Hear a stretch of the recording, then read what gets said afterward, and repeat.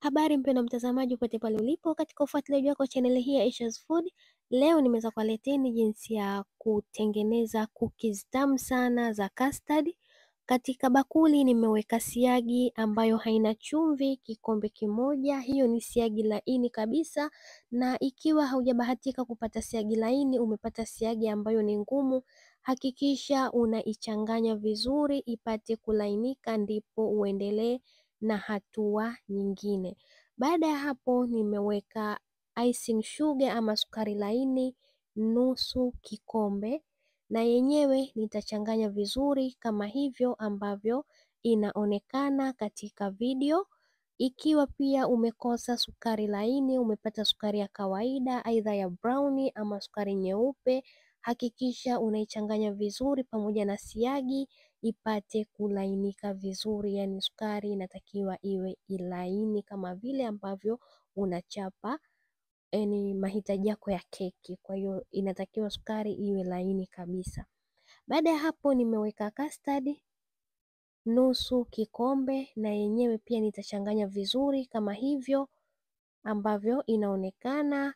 Baada ya kuchanganyika, nitaweka vanila kijiko kimoja kidogo cha chai kama hivyo, kisha nitaendelea kuchanganya. Nimetumia vanila ya kawaida, unaweza pia ukatumia vanila ya unga ama ukaweka arki yoyote ile ambayo utakuwa unataka. Baada ya kuchanganya hivyo, nimeongezea unga wa ngano ambapo nimeweka nusu kikombe kwanza. Sikutaka kuweka wote kwa pamoja, nimependa niweke kidogo kidogo huku nikiendelea kuchanganya vizuri. Ni muhimu kuweka unga kidogo kidogo huku ukichanganya, unakuwa unajua unga wako umefikia vipi, na huu unga wa hizi cookies hautakiwi kuwa mgumu sana. Kwa hiyo hapo nimemalizia ile nusu ambayo ilikuwa imebakia. Kwa hiyo kwa jumla hapo nimeweka kwanza kikombe kimoja, kisha nitaendelea kuchanganya vizuri. Nachanganya taratibu sababu unga asili yake inakuwa inapeperuka. Kwa hiyo hakikisha unga wako unachanganya vizuri ili usipoteze mahesabu yako. Baada ya kuchanganya kama hivyo, nitaongezea tena unga wa ngano kwa sababu huo ambao niliweka ulikuwa ni mlaini sana, na hapo nimeweka nusu kikombe na nusu nyingine nimeibakiza pembeni. Kisha nitaendelea kuchanganya vizuri kama hivyo. Hakikisha unga umechanganyika vizuri, na baada ya hapo muonekano wake utaonekana kama hivyo. Naendelea kuchanganya. Ni rahisi kutengeneza hizi cookies, hata kama hauna oven basi unaweza ukatengeneza ukiwa una jiko la mkaa. Na hapa tayari nimeshawasha oven langu kwa moto 175. Kwa hiyo hapo nimeweka nozo katika piping bag, kisha nitachota ule mchanganyiko, nitaweka humo katika piping bag kiasi kidogo, sitoweka mwingi sana ili iwe rahisi wakati wa kutengeneza maumbo ya cookies zangu isinisumbue. Kwa hiyo usijaze sana mpaka ikakusumbua katika kutengeneza maumbo ya cookies. Na hapo utafanya kama hivyo, kisha utachukua tray, utaweka parchment paper, na baada ya hapo utatengeneza cookies zako kama hivyo ambavyo inaonekana.